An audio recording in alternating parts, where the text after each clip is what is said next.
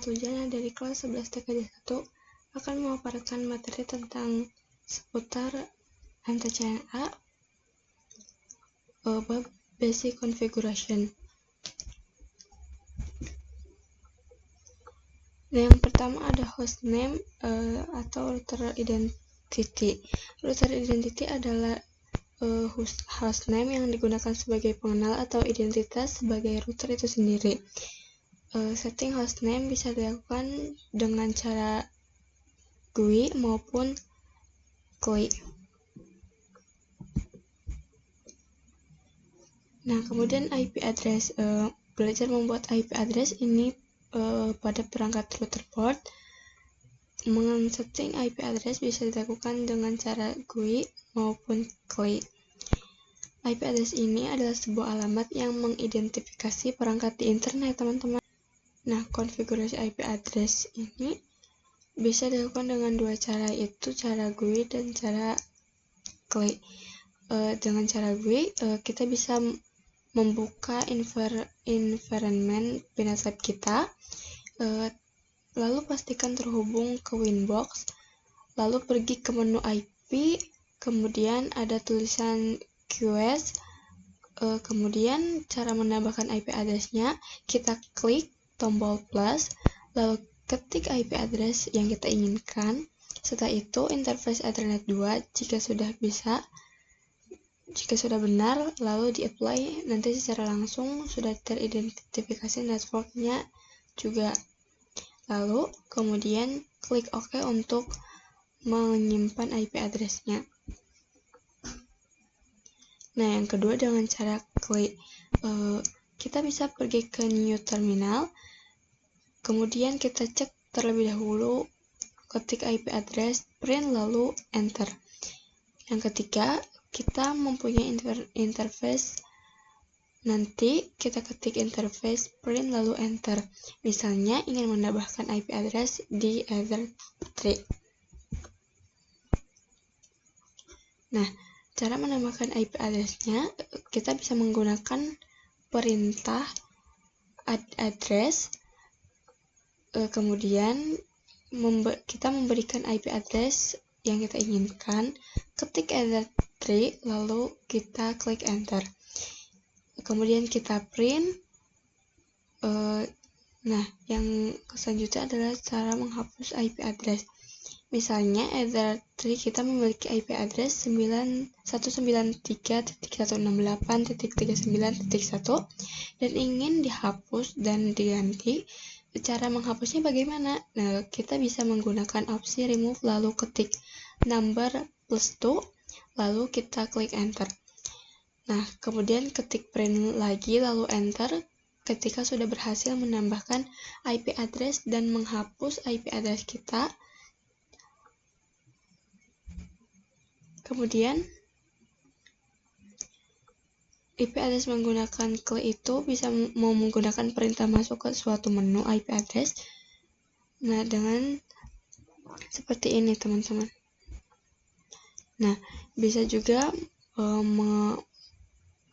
menggunakan perintah kembali ke directory sebelumnya, perintah kembali ke directory awal, dan perintah masuk ke konfigurasi IP address. Nah, IP address menggunakan CLI. IP address menggunakan CLI juga bisa menggunakan IP address menggunakan CLI juga. Ini bisa memberikan perintah melihat konfigurasi IP address, perintah lain di konfigurasi IP address juga. Nah, kemudian triks tentang CLI, hierarchical structure, tab, complex comment, dan juga double tab untuk melihat ketersediaan comment kita, dan tanda tanya untuk menampilkan bantuan comment yang disertai dengan keterangan-keterangan.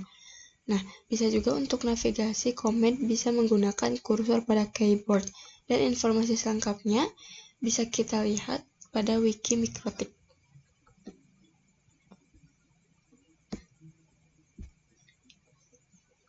Kemudian IP service. IP service ini merupakan berbagai cara berbagai opsi untuk masuk atau login ke dalam router OS. Bisa juga digunakan di dalam membatasi user untuk login dari salah satu service dengan cara mematikan atau merubah nilai port pada service tersebut. Nah, kita juga tahu sebelumnya bahwa untuk akses mikrotik itu ada banyak ya. Ada yang menggunakan IP, ada yang menggunakan HTTP Webvik, SSA, Telnet, dan juga lain-lain. Itu semuanya memiliki port, jadi kita bisa melihat port-port yang terbuka pada service tersebut di bagian menu IP service. Yang pertama kita buka mikrotiknya, lalu ke bagian menu IP, lalu klik tulisan yang namanya service. Jadi dengan IP service ini, mikrotik kita dapat aman karena salah satu manajemen dengan cara di service. Jadi untuk SSH kita dimatikan sehingga orang-orang tidak bisa remote ke mikrotik kita. Kemudian untuk telnet kita bisa menggantinya agar tidak sembarangan orang masuk ke mikrotik kita.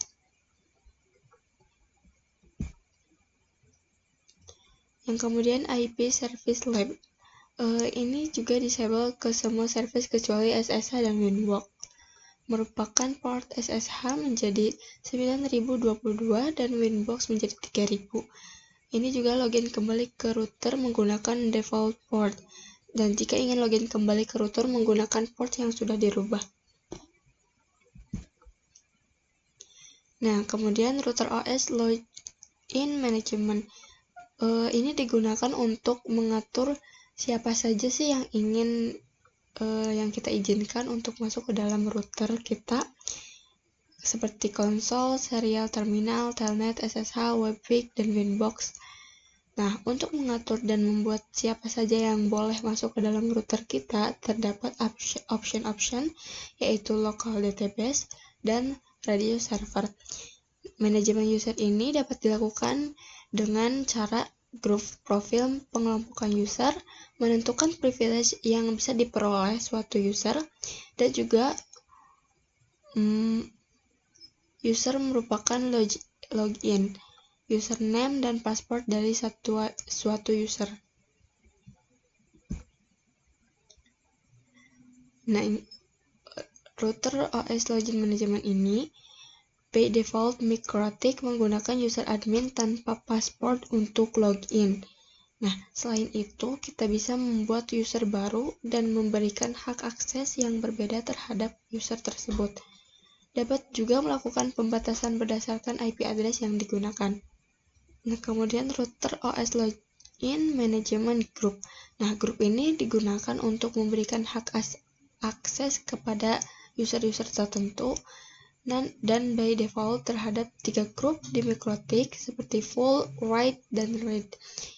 Kita juga bisa membuat custom group baru sesuai dengan aturan yang kita inginkan. Nah, cara menambahkan user baru itu yang pertama, kita klik dulu tombol close, isi nama kita sesuai yang diinginkan. Jika grupnya full, allowed address yaitu IP address yang sama, yang mana yang akan diizinkan oleh kita. Nah, untuk bagian passwordnya kita sesuaikan saja. Lalu kemudian klik apply, kemudian kita klik OK. Jadi ini sudah berhasil menambahkan user baru. Nah, mungkin cukup sekian pemaparan materi saya. Sampai jumpa di video selanjutnya. Wassalamualaikum warahmatullahi wabarakatuh.